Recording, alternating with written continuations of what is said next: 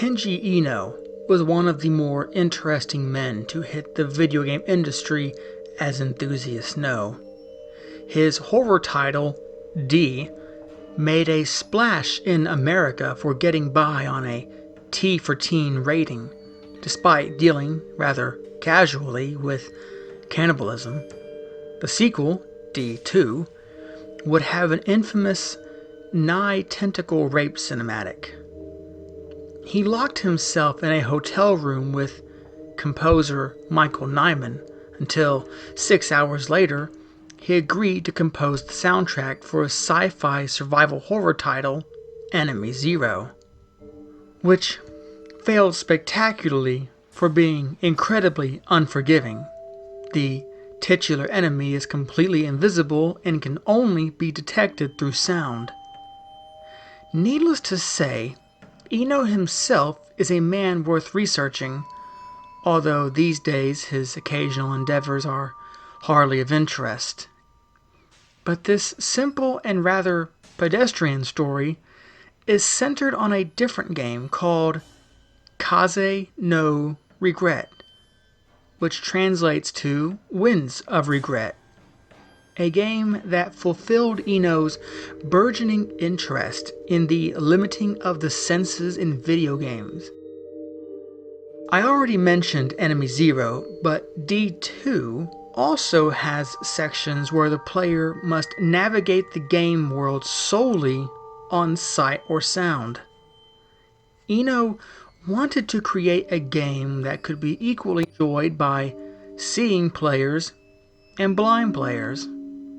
This somewhat ridiculous concept led to the Japan-only release of Winds of Regret in 1997 for the Sega Saturn, along with Ino giving away 1,000 Saturn units to blind players in Tokyo.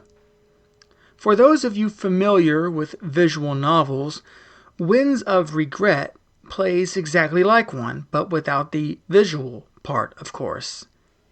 It is narrated by various voice talents in its entirety, and tells a story of young love and loss, which becomes quickly entwined with a suspenseful tale. Ino was known for injecting horror into everything he dealt with, after all.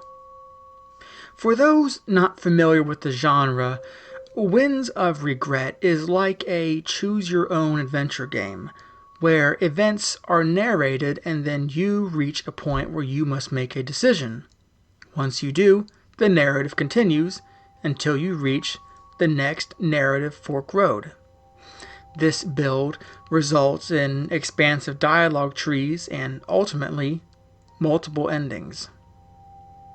I am quite obviously not blind, but I have always been interested in Ino's work and the concept of Winds of Regret, and the fact that it was green-lighted and actually released. I think I first found out about it in a blog by a young temp working in Japan, but I can't really remember anymore. After copious personal research and way too much e-haggling, I finally got my hands on a copy of Winds of Regret. Even the packaging is unique and done with evident attention to detail. The box itself is transparent, marked with a soothing blue sky motif, and the instruction booklet is in Braille. I also heard that early copies came with a bag of herbal seeds, but mine did not come with such a thing. It all starts as you expected. There is, of course, nothing to see on screen, just Japanese speech narrated slowly and clearly introducing the game. And then it tells you which button to press to start the game. So I do. As I actually play through it, the game feels like a somewhat sad experience. Not only because of the complete lack of visuals is disheartening, but the concept itself. Winds of Regret begins, story-wise, in middle school. You are initially put in the role of Mizu Sakura, a shy girl who is transferred to a new school and is completely smitten with classmate Hiroshi Nonoiti. The exceedingly young couple decides to elope, which is a pretty common narrative element in Japanese love stories, and are to meet at the school clock tower at a certain hour of night to escape. Mizu never shows up, probably because she acquired a modicum of common sense, and it is this point the story moves away from character-based perspectives and places you as a omnipresent God audience, watching the lives of various characters unfold in the city below as years pass. Mizu and Hiroshi meet once after their failed escape, and then go on with their lives separately until a mysterious death in the Tokyo subway system makes them run into each other again. The only thing that surprised me about the first 20 or so minutes of Winds of Regret was a single visual that leapt onto the screen at one point. In between loading screens, a sprite-based rendering of the clock tower where Mizu and Hiroshi were to meet appears. The clock clearly signals 8 o'clock, which is the correct time the young couple scheduled to meet. Later, research confirmed that a version with the limited visuals of Winds of Regret was released before the Dreamcast. I was playing the original on the Sega Saturn, so it was impossible for me to have a mixed-up version. I continued anyway. As I mentioned earlier, the plot of Winds of Regret quickly takes a turn for the suspenseful, but not the full-on horrific. The sequel was planned to be a full-fledged horror title, but never saw the light of day due to voice compression issues. Remember, the entire game is voice narrated. Spoiling the plot would be rather harmless, but there's no need to do it anyway.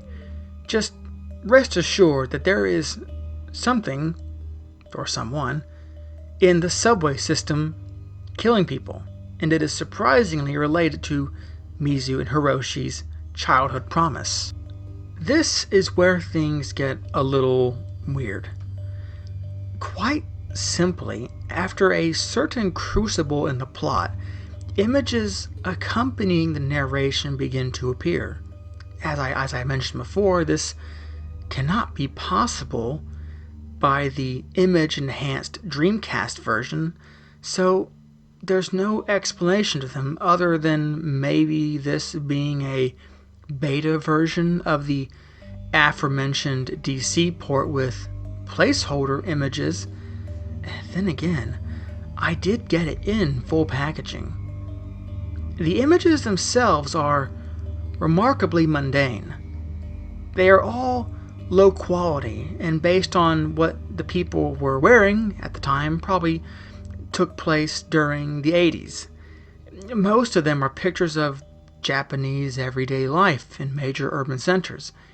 A friend of mine identified a particular picture as having been taken in the Golden Gai district of Tokyo. They have pretty much nothing to do with what the game is actually describing. When the narration gets to the point where Hiroshi explores an abandoned subway tunnel, the game is showing you an image of a young Japanese woman staring straight at the camera and smiling, as if posting for a rather tacky advertisement. Moving towards the final stretch of the game, the pictures become more intimate. They depict the inside of a tiny apartment bathroom, or the apartment itself, or the view from the balcony. Although, so far, none of my Japanese net acquaintances have managed to identify where this picture could have been taken from. While in previous images, the photographer seemed to have simply taken pictures of what surrounded him. A homeless man in the park, children playing on a swing. He or she now has moved on to create apparently deliberate set pieces, such as a zoomed in picture of two English toy blocks, each depicting an English alphabet letter on the side spelling out the word no. One could argue at this point that pictures also gain some degree of coherence with the narrative, although it is faint. A rather odd element of Western religious imagery creeps into the game, such as a group of young Kogel, essentially Japanese valley girls, wearing crucifix necklaces, a popular fashion statement in Tokyo, I am told. This is congruent with the theme of salvation present in later comparisons of Mizu and Hiroshi to Adam and Eve. There are other faint links which friends have pointed out to me, but there is nothing particularly worth mentioning except maybe the series of pictures depicted during the ending scenes. Consistency in quality and the generally improvised nature of the shots suggests that the same person using the camera was responsible for them. They are notable in that they no longer take place in the open public space, or the inside of, presumably, the photographer's apartment. Instead, they begin with a picture taken of an open sewer manhole cover, leading straight down into darkness. If you're wondering where the game's narration is at this point, it's the final dialogue, which I won't spoil, but is completely unrelated to anything depicted in the pictures. What is really interesting is that, as I mentioned, dialogue trees in the game have various branches, paths that the conversation can go down depending on the player's answers. Each path seems to be mapping out a procession of images taken down here in the sewer complex. So whenever you play through this final sequence of dialogue, you are also exploring a different section of the sewers as you progress through the series of photographs. During my first playthrough, I elected what I thought was the standard path of dialogue to go down. You know how in games when you were sometimes given a choice, but there is an obvious right answer that the game wants you to pick, and the others are just going to lead to a dead end eventually? Well, I picked the right answers. That's not to say that there aren't other endings, though. So the conversation progressed, and the photographer's little bout of urban exploration progressed in the pictures as well. I was reminded that Winds of Regret was designed for blind players, and imagined a blind person happily playing through the game, not knowing what is on the screen at all. In the very end, the photographer goes down a particular sewer path, with the gunk up to his or her knees, I would presume. The camera inches closer to a bulge lying on the side of the canal, until the very last picture reveals what it is. A dead cat. Superimposed on the picture is what looks like tacky word art rendering of "Congratulations," with bizarre additional exclamation points on both sides. But it's pretty blurry. Then the game ends. Nothing else of note happens. Why would Eno include this on purpose in copies of Winds of Regret? There's no real reason. I haven't come across a single internet testimony or reference to demonstrate that this strange picture path appeared in any other version of the game. The visual-friendly port for the Dreamcast does include images, as I mentioned, but they are stills drawn in the anime style and congruent with the game's story, not the low-quality pictures in my copy of the game. I picked some other options to see if there was anything else amiss in order to cement the possibility that this was a early beta version with some additional content that was later removed. But everything else seems to work fine. So, under the assumption it was some kind of joke by the development staff, I decided to play along and began a second playthrough. Now, if you've ever played Suda51's Killer 7 for the PlayStation 2 or GameCube, once you finish it the first time, if you choose to begin a second playthrough, it will turn into Killer 8, if memory serves correctly, and the opening logo instantly changes. This is a new mode where you can play as an additional character. Something similar happens with Winds of Regret.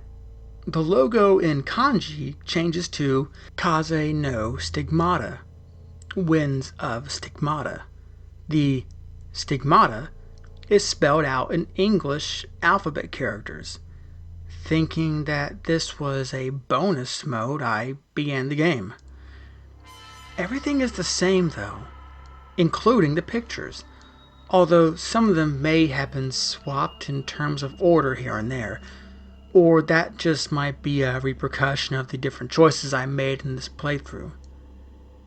I was just playing to get the ending dialogue and see what I could find this time. I picked a different set of answers during the final dialogue, this time going for the Maverick path, the path that the game is tactically pushing you into not taking. There is, of course, an alternate ending where events play out differently, but at this point I had lost interest in the actual plot of Winds of Regret and was instead looking intently at the pictures.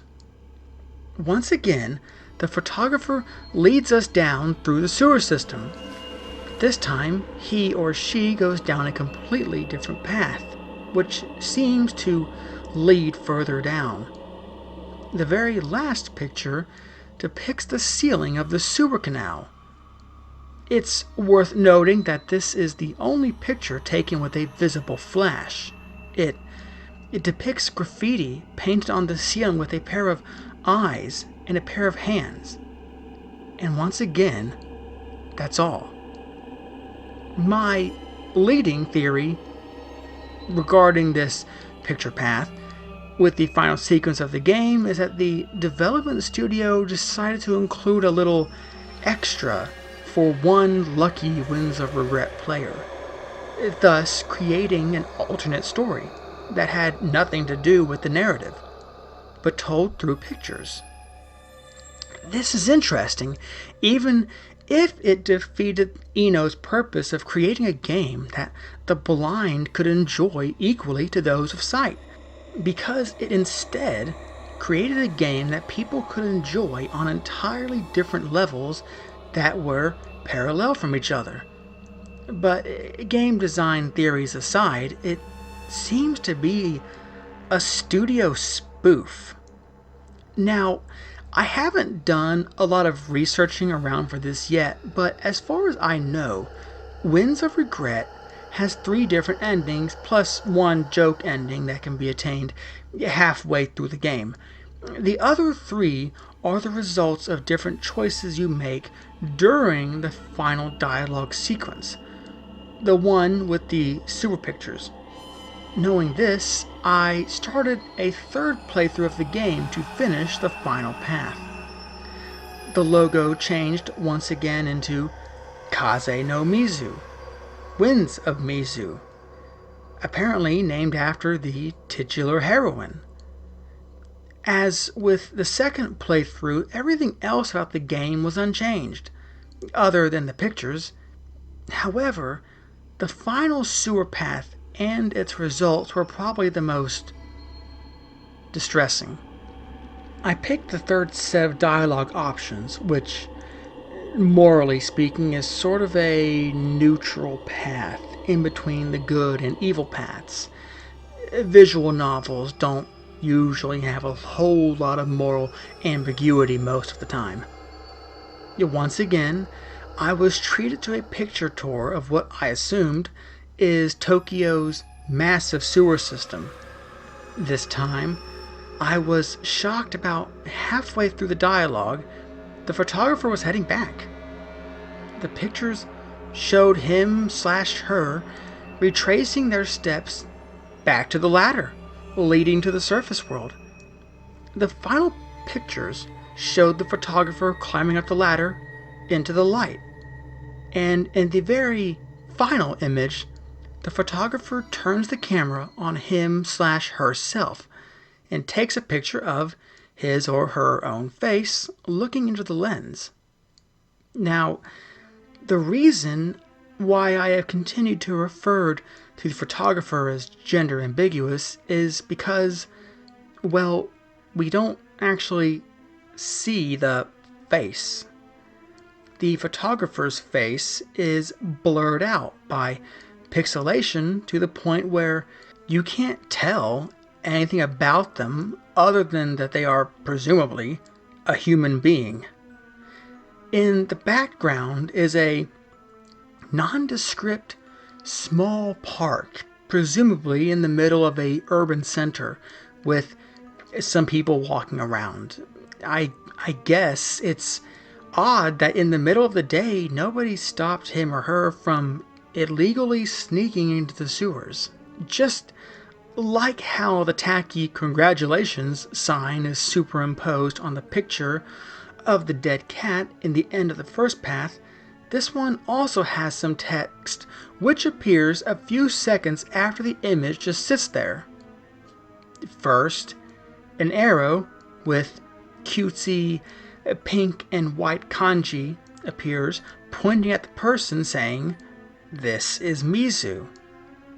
Seconds later, white kanji of great size taking up the whole screen shows up and it says, "Mizu is dead." There are many ways to interpret this, but I feel like at this point I have to spoil the game's story a bit. Mizu, the character, does die if you take this path, so there is congruence between the pictures and the narrative, but I have no idea what the people behind this whole thing were trying to say through this whole sequence. Maybe one of the developers' relatives was named Mizu and died during development of the game, so he created this weird, complex sequence to honor her? Or maybe it's just a collective spoof by the development team. Did they send a worker they didn't like into the sewers to take pictures, saying it was for reference, then insert this into a copy of the game without his knowledge? Stranger things have been found in game code, in places where developers never thought tech-savvy losers would look. But this transcends that because I still can't make sense of it, and it's just so elaborate. Why? There are a couple other things worth mentioning in regards to my copy of Winds of Regret. Out of a fleeting curiosity, I actually looked up Braille to try and decipher the instructions booklet. And I found that the booklet text translates to nothing but gibberish. The Braille makes no sense at all. Chalk it up to a misprint, I suppose? Furthermore, after I completed my first playthrough of the game, the opening screen logo changed again, but now it changed back to the original Kaze no Regret, with one difference. It now has a small subtitle in white under the logo which reads in barely legible print, "Mizu is dead." I've played through the story a couple more times since then, and the logo no longer changes. After completing the bizarre third path of the game, note that I am simply referring to it as the third path because I took it in that order. The paths can be taken in any order depending on the player. I played it again and got the joke ending, which can be triggered about halfway through the story and thus shouldn't take long. To my surprise, the joke ending has a page-by-page scan of a chapter of a famous boxing manga, Ashita no Joe, while the very last sequence is taken from an old Shintaro Kago one-shot. I suppose whoever was doing this ran out of ideas or time to take pictures in Japanese suburbia. And that's my story regarding my copy of Winds of Regret. I've played the whole game a few more times after that, but found nothing else noteworthy. I also have to admit I was a little creeped out by the whole picture sequence because I still haven't found anyone else on the internet whose copy of the game did anything even remotely similar. So, I guess I'll never know the truth. If I ever go back to Tokyo, I guess, I'll steer clear from the sewers, just in case. Not that I plan to go down there anyway.